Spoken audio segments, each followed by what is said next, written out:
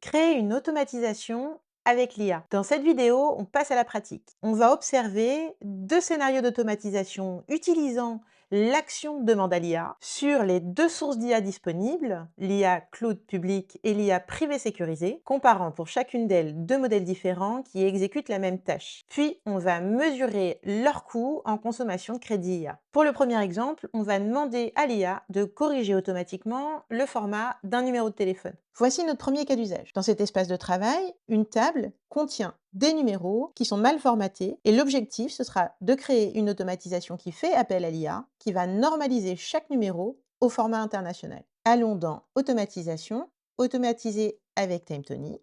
Créons le nouveau scénario. On va nommer notre nouveau scénario, sauvegarder. Le déclencheur sera à la sauvegarde du formulaire de création d'un nouveau prospect. Lorsque la création du formulaire sera sauvegardée, donc je sélectionne ma vue du formulaire, je valide. J'aurai une condition quand le champ du numéro de téléphone d'origine sera donc rempli.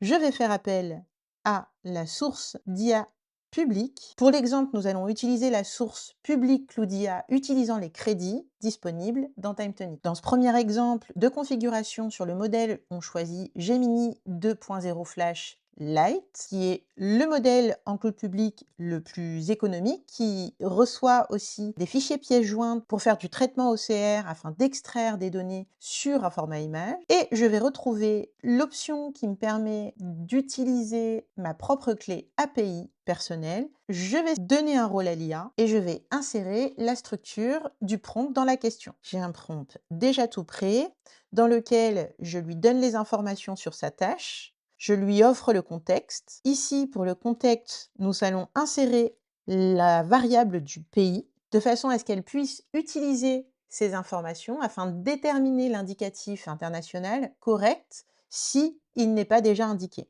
Ensuite, en entrée, nous allons lui donner le champ du numéro du formulaire, donc le numéro d'origine, et je lui donne un ensemble de règles pour pouvoir faire la sortie attendue. Et enfin, je vais choisir le champ de sortie dans lequel l'IA devra insérer ce numéro formaté. Je valide ma configuration et je crée mon automatisation. Nous allons réaliser le test de création d'une fiche de prospect.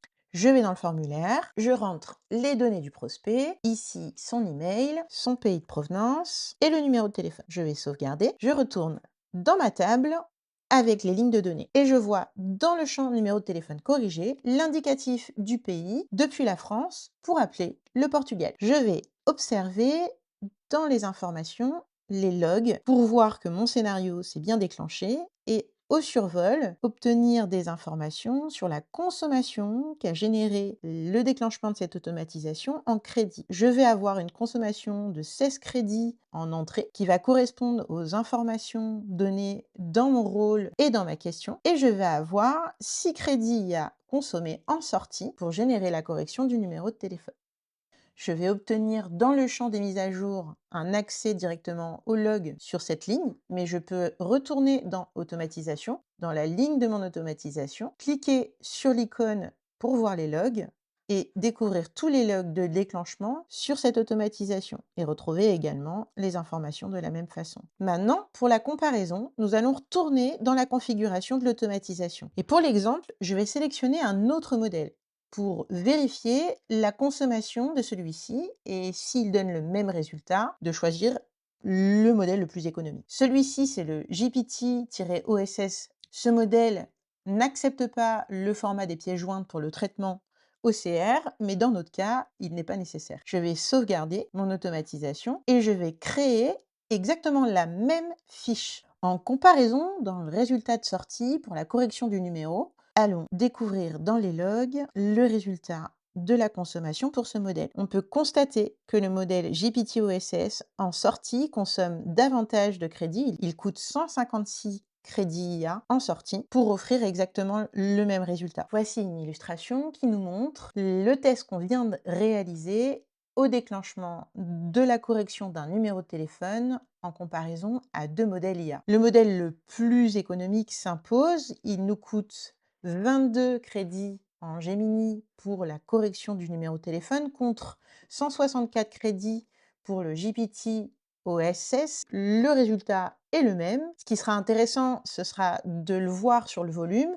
Sur 1000 fiches de prospects créés, le modèle le plus économique nous coûtera 22 000 crédits contre 164 000 pour le modèle le plus cher, avec le même résultat. Le choix le plus économique s'impose. Maintenant, réalisons le deuxième cas d'usage qui permet d'extraire les informations depuis le format image d'une carte de visite. Nous restons dans cet espace de travail où nous venons de corriger un numéro de téléphone et on va importer le modèle template IA qui extrait les données d'une carte de visite. Donc je fais importer un espace de travail, je vais sélectionner le tag automatisation et je vais chercher le template automatisation IA carte de visite. J'importe les tables de cet espace qui seront préconfigurées sur ce que fait ce template IA dans l'automatisation. Nous allons nous rendre dans le scénario d'automatisation déjà préconfiguré. Dans l'action Demander à l'IA, nous allons sélectionner la source d'IA privée avec un modèle qui permet d'ossériser la carte de visite au format image. Pour le test, nous allons choisir le modèle Mistral Small dans lequel nous allons insérer le champ pièce jointe qui reçoit la carte de visite. Nous insérons toujours un rôle à l'IA et dans la question, un prompt qui structure ce que va recevoir en entrée l'IA, la tâche que nous lui demandons d'exécuter et ensuite le format de sortie que nous lui demandons, correspondant aux informations qu'elle devra trouver sur la carte de visite et donc extraire au format JSON dans la deuxième partie de configuration de notre fenêtre. Plus en détail, ici vous trouvez toutes les clés du format JSON que l'IA devra trouver et générer en sortie. Ici, un ensemble de règles lui demandant d'extraire les données en sortie. Dans le champ pièce jointe, vous irez chercher le champ correspondant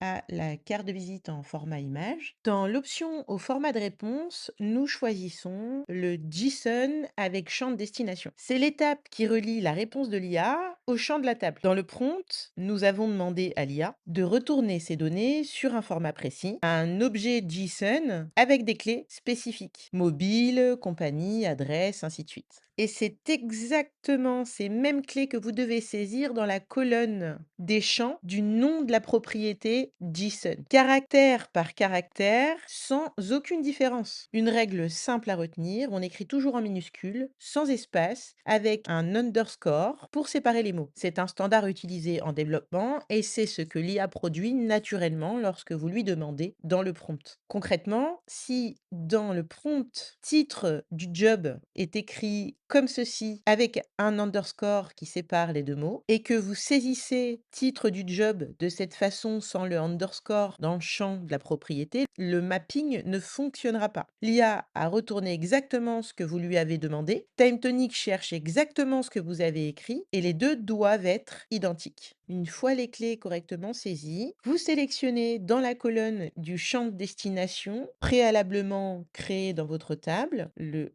titre du job qui va donc recevoir la valeur. Si on récap, l'IA extrait les données, le JSON lui structure et TimeTonic distribue chaque valeur dans le bon champ automatiquement. Vous validez, vous sauvegardez et lorsque vous insérez automatiquement le champ pièce jointe, l'IA va traiter les données et les insérer dans les champs respectifs. Rendons-nous dans le champ des mises à jour pour observer les logs de l'automatisation IA. Pour constater que le modèle choisi consomme 61 crédits IA en entrée et 33 crédits IA en format de sortie. On va retrouver également toute la structure JSON générée par l'IA avec la copie des données trouvées et créées dans les champs respectifs. Et à nouveau, nous allons modifier le modèle d'IA pour faire une comparaison du résultat de sortie et de la consommation. Nous allons tester le Quent 2.5. Nous ne changeons aucune configuration. Mon champ pièce jointe est bien présent. Je sauvegarde et nous allons générer le même traitement par l'IA sur la même carte de visite. Rendons-nous dans les logs, dans les champs de mise à jour et nous constatons que le modèle Quent nous coûte 569 crédits IA en entrée et 84 crédits IA en format de sortie pour le même résultat. Voici cette illustration qui nous montre l'exemple que nous venons de réaliser. Le choix du modèle Quon 2.5 nous coûte 7 fois plus que le modèle Mistral Small. Au volume de traitement de 100 cartes de visite, le choix du modèle le plus économique s'impose à nous. Nous avons vu comment choisir le bon modèle selon la tâche. Le principe, pour choisir le modèle IA, c'est avant tout une question d'adéquation à la tâche. Le bon modèle n'est pas le plus puissant, c'est celui qui répond aux besoins sans surcoût inutile. Dans la prochaine vidéo, on voit comment suivre la consommation de vos crédits IA depuis votre compte. À tout de suite!